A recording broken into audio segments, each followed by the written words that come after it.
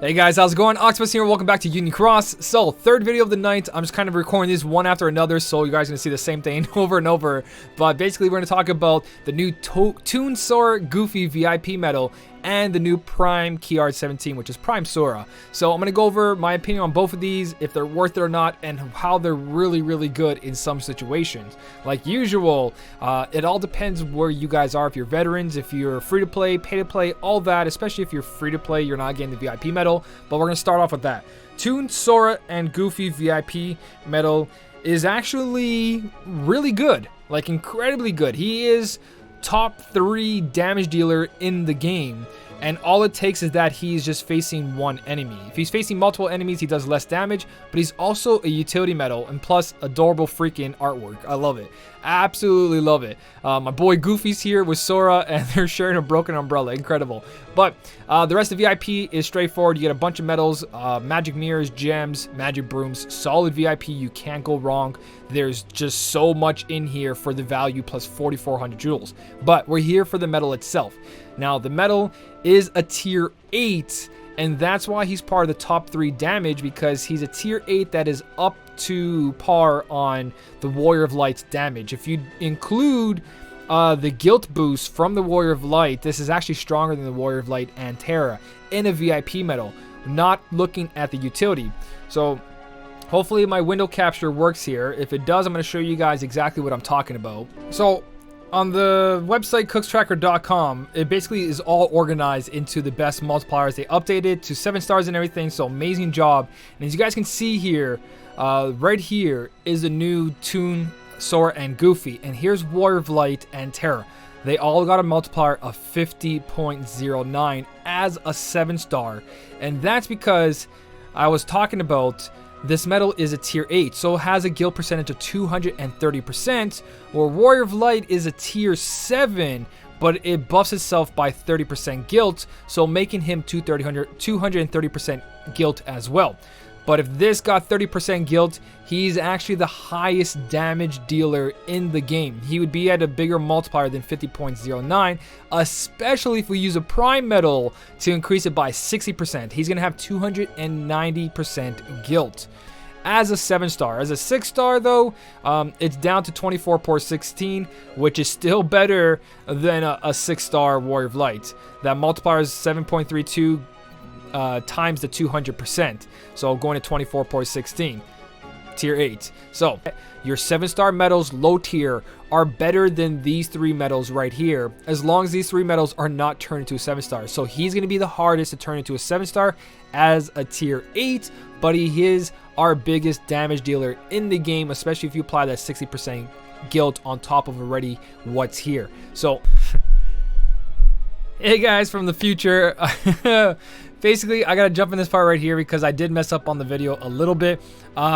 Everything is incredible about this medal, like you guys can see. It has a huge multiplier. It is a tier 8. It's harder to make into a 7-star. So some 6-stars, low tier medals that turn into 7-stars are going to be stronger than this medal. And the reason this medal looks so incredible in VIP, that it has enough strength to be on par with Warrior of Light and Terra, is that it removes the target status effects. So this is a huge part about this medal, is that yes, it's incredible damage and multiplier and all that. The problem is that if you debuff the enemy, so you lower the general defense, you lower the attribute defense, he's actually going to take all that away. So the only thing you can do with this medal is have maximum buffs on your character, but you could never ever debuff the enemy because he will remove all of that. So he is only really good in PvP to start off the fight strong, to take off the enemy's buffs. So like I said, in turn 2 or turn 3 in PvP,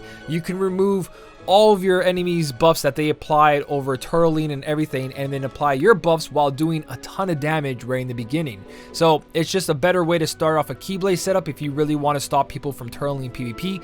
But in PvE, there's going to be a lot of points where he's not going to be that amazing. So I did screw up a little bit.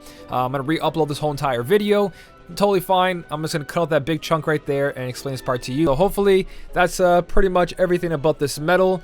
That status effect, removing it is incredible, but it also hurts you in the end. So my final analysis about this medal is really good for PvP, not really great for PvE. So you don't need both weeks of VIP. You can just buy one if you want the medal, keep two separate, or fuse everything into one and use making brooms to finish it off, because you're still going to get 4 traits out of all of that, which is good enough because the medal only needs 3 traits. So making brooms to finish that off, and if you don't want to buy both VIPs. So I'm going to carry on to key art, prime key art number 17, which is back in the game. And the new key art, not key art, sorry, the new prime medal, prime Sora here, which is key art 17, is really good as well, especially because he's guaranteed to be a 7-star and he's only a tier 4, so he comes out incredibly. Obviously we know how prime medals are already. They are allowed 2,000 Chippendales, they have 5 tray slots. Overall prime medals can just be super strong because of the extra 1,000 chips on them, and Dales for the defense as well, which is not as important as attack, but it's still a thing. If you do pull 5 times, you're guaranteed to have him as a 7-star, and a lot of people getting boosted versions of him and asking me for advice to that. If you guys pull a boosted 6-star version of him before you pull the 7-star, I would stop pulling and use making brooms and just make that medal a 7-star. Save yourself the jewels and have a really good boosted version of this prime medal. If you don't pull a boosted version, you want to go full trait and get a free 7-star, you can do that as well. But being a tier 4, guys, basically it's a lot easier for fairies to be applied to him compared to a 5, 6, 7, or 8. But that's if you're doing good in PvP. It's not going to be like that forever. PvP cannot be the only way that they release fairies.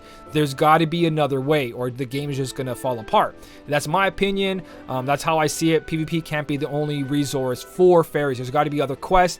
Anything, boards, doesn't matter. There's got to be another way besides PvP, or at least give us better PvP rewards according to points and not matches. So that being said, I personally, what I did for Prime Axel, and I think I'm going to do the same thing for this, is pull once, making brooms, and then use level 4 fairies, because this is the best of the best when it comes to tier 4s. Prime Axel, this Sora, and most likely we will be seeing a speed version. So if you want to wait for a speed prime medal, then wait for the speed prime medal. It might be reverse, it might be upright. They might be releasing 6 of these medals. There might be 6 prime medals, 3 reverse and 3 upright of each attribute. So if you want a specific one, just wait for it. There is plenty of days to wait, so definitely just wait if you guys want to. The medals that come along with it, I believe, is a guaranteed tier 4 7-star, which is nice. Like I said, sub slots make a big difference if you can get enough medals in there. The higher the tier, the better the sub slot boost, but this is a good way to start off. Now let's look at the medal itself though. What does it do and how strong is it? So the medal is actually pretty decent. It's nothing incredible, but it's pretty decent. I got to look for it real quick here. I believe it was right here. So as you guys can see, in the general area as a 7-star, there is a lot of lower tier medals that have as much multiplier as it has, especially when you look at Key Art 16 over here. He does about the same thing, just without all the extra utility. So that's how close he is to a VIP medal, a really good medal that's already in the game. You can see a 31.92 multiplier at a 7-star, but what makes him incredible, it only takes you 5 pulls to get this medal, and he has all this utility. He has an extra 2,000 chips and 5 tray slots if you go for the 5 pulls. I'm not chasing traits. I'd rather just spend 3,000 jewels, grab all this utility for my magic setup, because Prime Axel was power setup, and then just laugh it off. But Prime Axel was technically better because, one, it was single target, I believe. Yeah, it was single target, and it did reverse defense down by 7 tiers, where this Prime Key Art 17 only does upright defense down by 4 tiers and gives you 3 uprights. So technically he's not as good. The thing is that's good about him is that he's AoE at a multiplier of 40.25 when you apply the 60% guilt. That's when you apply that. The 31.92, I don't know, I guess that shouldn't be there, but the 60% guilt is going to be applied to all other medals. So 40.25 is a huge multiplier for an AoE medal. huge multiplier. Again, when this applies to other metals like tier 5, 6, 7, and 8, when they're 7 stars, they're going to be better. These are really good in the beginning of the Keyblade setup to not use Kairi or Xion. I think prime metals basically replace Kairi and Xion when it comes to specific setups like magic setups, power setups, or speed setups. Kairi and Xions are overall good for every attribute. If you're looking for a specific attribute, this is the way to go instead of those metals because of everything it has, especially if there's no counters on the enemy's head and you don't need HP because they don't restore HP. There's other metals that do that. You can mix them with Kairi or Xion, but there's a new era where you don't really need them, and these prime metals are making that clear, especially in PvP. So PvP this week is 3 magic Keyblades, so it's a no-brainer that this is going to be one of the best metals in PvP for a lot of the rankings until you get to the higher rankings when the players from all the other weeks have like tier 7s and tier 8s that are already 7 stars, but at least you can keep up to be in top to 3,000. That's the kind of strategy Sin is going for right now. They're releasing these prime metals, easy to acquire. They're going to take all your jewels just so you can compete in PvP. They're giving everyone a chance to compete in PvP if you pull for these new metals and you buy the avatar boards. You can compete in PvP. So it's all up to you guys what you want to do. But remember, this is only powerful right now. They are just sugarcoating all of this because later on, when everyone has access to fairy metals and they're allowed to upgrade all their metals because they become like making brooms and they're giving out for everything, everyone's going to be like, well, this metal's not used as much, because I'm pretty sure future metals are going to have 5 tray slots. They will have a lot of utility on them. We've already seen metals before this with all this utility. The only thing unique about these guys, I think, might be the tray slots, but I really feel that a lot of new metals are going to have 5 tray slots. The thing that can be unique about these prime metals is that 2,000 chips and 2,000 Dales increase. So I think that's really a big thing you guys got to look at. Even though it's a tier 4, it is going to get an extra 1,000 strength compared to everything else. But that's just an extra trait roll of 1,000 strength on any other metal in the future. So tier 4s will be replaced. This is only really good for now. Like, really good for now. So I personally, like I said before, just pull once if you have the materials for it, making brooms and all that, but beware that there is going to be a speed version of this, and there might be more power magic versions for reverse and upgrades, so on and so on. So depend what you guys want to do. There is plenty of time to wait for. Let me look in the shop real quick. You have 5 days. 5 days on this, 9 days on Zexion, 3 days on this, all depending when you guys are watching this video. So make your decisions, but I think Prime Key Art 17 here is a really good choice, especially if you want to compete in PvP right now. One more thing, guys, when you look at this banner, it is the new Prime banner, and just like the previous EX banners, you could pull an EX medal during an EX banner. Prime medals are the same thing. If we go to draw odds, you can pull, if you scroll all the way down here, and you can see the top right here, Prime Illustrated Axle, a 0.00876% chance of being pulled, but you can pull old prime metals during the new prime banners. It's a very low chance, but at least there's a chance if you missed out on the older prime metals while you're trying to go for the mercy pull for that 7-star. So it's a very good system. It's very low odd. It's gonna rarely ever happen. Do not depend on this. Be like, oh, I'm gonna skip this prime metal and just pull for the next one, and I'll probably get the old primes along the way. There's a very low chance, but they will, just like the EX medals, have a banner where you can get EX medals easily, like the one where it's like every day, or sorry, one day, 24 hours, you can pull from this banner and get yourself an EX medal. They're going to do the same thing for prime medals, so don't worry about that, but that's probably far down the line. But at least you do have a chance, a very small chance, but a chance to get Prime Illustrated Axle while you're pulling for the new Prime Key Art 17, and so on and so on and so on. So it's something to consider at least. That is basically everything I want to talk about these medals. They are really good.